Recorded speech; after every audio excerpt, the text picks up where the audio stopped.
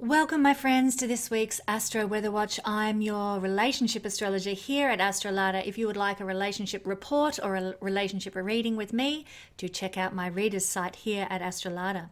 But coming up this week, wow, what an interesting week it's going to be. On the 24th of February, we're having the end of Mars retrograde occurring at 17 degrees of Cancer, my friends. Now, this is the rarest and the longest of retrogrades. Mars is always the rarest and the longest. And when we see Mars reversing in the sky, we know that it tends to bring about the most significant events in our lives. So therefore, it begs the question, what significant events have unfolded in your life since Mars went retrograde on the 6th of December 2024? Interesting to ponder. And what does this area around 17 degrees of Cancer through to 6 degrees of Leo represent in your chart? In other words, what are those houses? What does Cancer rule in your chart? What does Leo rule in your chart? The rulerships of those two houses are the themes that should have now evolved for you now that Mars has stopped retrograding this week on the 24th and will go direct.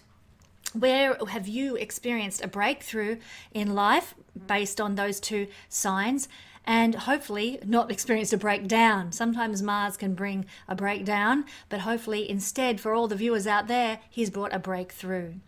Mars may have revealed to you maybe an alternative route for your life during this retrograde motion. He has for me. I'd love a comment in the comments section of this video if he's revealed a new route for you to take in life. And now that you're standing at the brink of his direct motion on the 24th of February, you might have finally also found a solution to an old problem. You might be embracing your truth now, and you might be acting upon your deepest desires now. Thank you to Mars for the redirectioning that's occurred. Then on the 25th of February, we have Mercury in a conjunction with Saturn at 20 degrees of Pisces. This is going to bring about a serious energy, serious mental energy. Thinking becomes very serious under this conjunction. I should know it's in my natal chart, and we certainly go to the more serious side of things more often than not when we've got this in our natal chart. But what does Saturn rule in your chart, my friends? Well, think about that. You'll be in a contemplative mood about the Saturn-ruled areas of your life, and that'll be different depending on your rising sign, of course. So you'll be thinking a lot, but deeply, around the 25th of February. And of course, this is also going to line up with our, or feed into rather, our Mars retrograde change that's occurring then as well. But by directing our energy into more long-term planning, we can work with this energy to the best of our advantage. It's a counteractive measure to the more critical and negative thought patterns that can sometimes pop up when we have Mercury in a conjunction with Saturn. Keeping busy, keeping productive is also the name of the game during this time as well.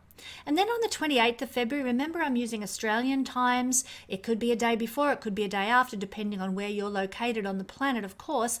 We're having a new moon in Pisces at 9 degrees. And this new moon is calling you to listen to your feelings and trust your emotions now. It is to feed into or to breathe into the knowledge that the divine has your back now. And knowing that the divine has your back, what choices are you going to make about your life, knowing that the universe is on your side?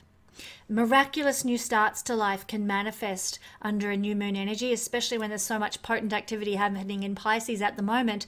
But for this new thing to begin, there might be a room need to be made by something ending. So there could be something ending in your life in order to usher in some kind of a new beginning. Now, not only that, but we're moving into March this week, and with the 1st of March comes the beginning of eclipse season. We are in the eclipse activation zone from the 1st of March onwards in preparation for the full moon in Virgo that will be coming up throughout March, obviously, and that is the first eclipse for the year. So get ready, my friends. From the 1st of March, we're going to be in that zone where anything could happen. Keep your eyes tuned to future reports here to tell you all about what the eclipses are going to do, but no, we're going to be in the energy of the eclipse from the 1st of March onwards. So my friends, have a great week. It's lovely to be here with you at AstroLada, and I'll catch you next week.